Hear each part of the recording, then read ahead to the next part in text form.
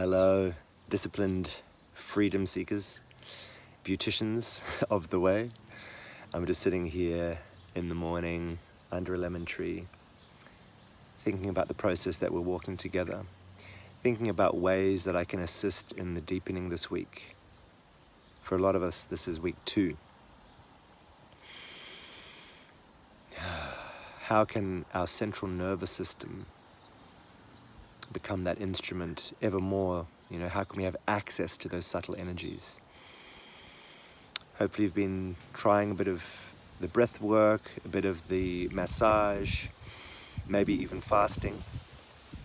And I wanted to talk about the edge, this aspect of us which feels like our absolute limit, beyond which is, I guess, death, ultimately. And I've been reflecting on the 7 edges. There could be more, but the ones we can easily train are through temperature.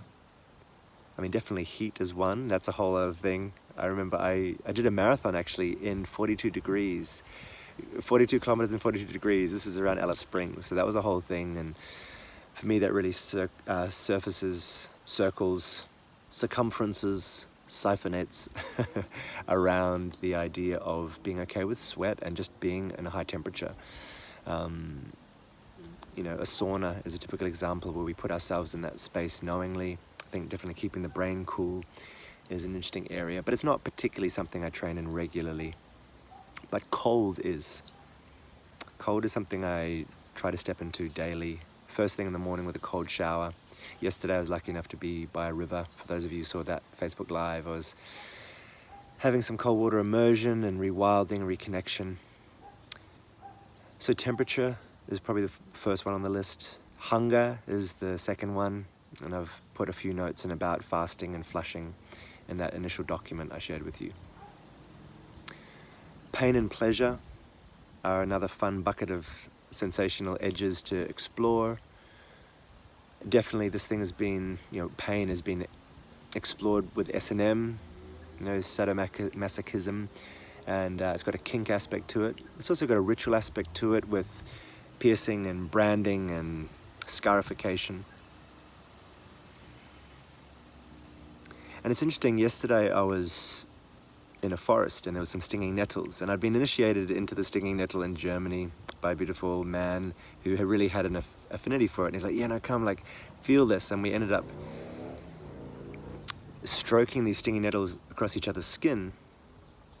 There's an initial kind of sensation, which isn't too extreme, but then it lingers with you. It's this tingling sensation, which could be considered prickly, maybe a little itchy, definitely something tapping into your nervous system. And it's a really good teacher, I feel, for my body. And I've got no idea other people's reactions. If you'd have more of an allergic reaction, please do your own research before playing in these spaces. But for me, it's a beautiful teacher, which maybe is in this elusive space or ambiguous space between pain and pleasure, because ultimately it's just a sensation, particularly when the mind reframes it. If you were to walk past and be scratched or pricked unwittingly, you might go, and have it as a negative experience. But if you're doing it intentionally, I think it can really be reframed. Same with the cold water, same with the fasting, same with all of these threshold release techniques. And this technique comes back to the same thing, which is about softening and receiving. So I'm hoping that this week you're softening and receiving. And I'd love to know if your central nervous system and the peripheral organs, anything you're taking senses in through, are feeling a little bit more attuned to the subtle. Are you doing tapping? Are you massaging?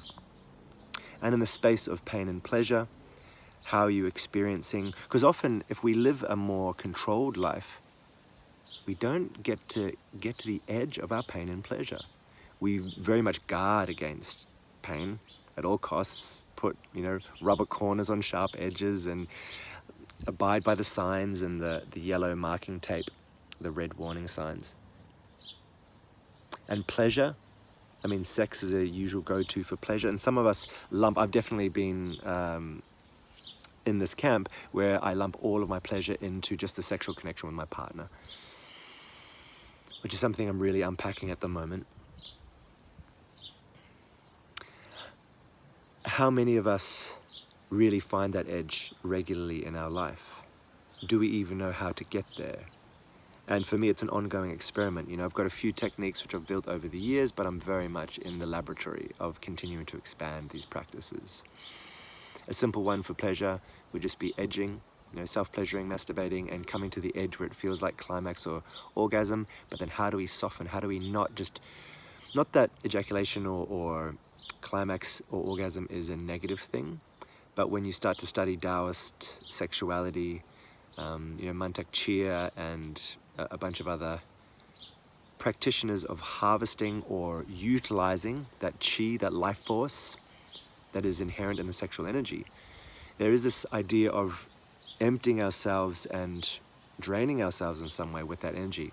How can we infuse it within? How can we redirect it and soften? And once again, it's a softening and a receiving, like the temperature, like the pain, like the hunger. Then we move into a space which is maybe a little bit more esoteric or internal with emotions, but I do think it's a similar thing. Can we feel rage, anger, grief, even happiness maybe? What's the edge of our happiness? Too much happy, you know, and how do we continue to train our bodies, our instrument of sensation, to hold beyond the edge so that we just have more life, more awareness. Same thing with the mind. Now with the mind, I guess we could do some meditation techniques to be with the edge of our capacity to perceive of something, to be able to have that something could be true. And then we can get into consciousness, I guess, as well. And this is a very esoteric space of how do we find the edge of consciousness, and there's different ceremonies or plant medicines or, you know, breath work which will bring you to the edge of fainting, all these different ways of exploring that. So I just want to bring our attention to the space and ask how your practices are going, how you are activating your central nervous system, what your edges are you exploring your edge? And I wanted to offer a more focused approach with each of you. Because our focus is discipline, it's not so much sensory activation and sensation, I thought to just offer a focus so that we could go deep dive one-on-one. So reach out to me if you would like to focus on temperature, how to have the cold shower, how to be okay, even with the heat or cold. Hunger, if you're interested in fasting, and flushing, and alleviating and activating. So that gut space is, you know, a real key brain. You know, it's a nexus point. It's a place of so much sensation. We build a lot of our hormonal, chemical components there too. So yeah, it's a really, I mean, I would see that would be one of the main things I would start off with, is the detox in that space. If you're interested in exploring the pain and the pleasure thresholds, and one particular practice is around that, we can dive into that. If you feel that emotions are leading you and really being your master, let's deep dive into that. And yeah, maybe the mind and the consciousness. I mean, I think that's a whole other bucket. I might do flow state practices, I might do freestyling techniques, might do some meditations. Yeah, probably the last two I would say would be not so much something I'd need to go deep dive into, particularly with this course. But let me know, you know, if you really feel called to those last two. So how are you doing? How are you feeling? And what's your current edge?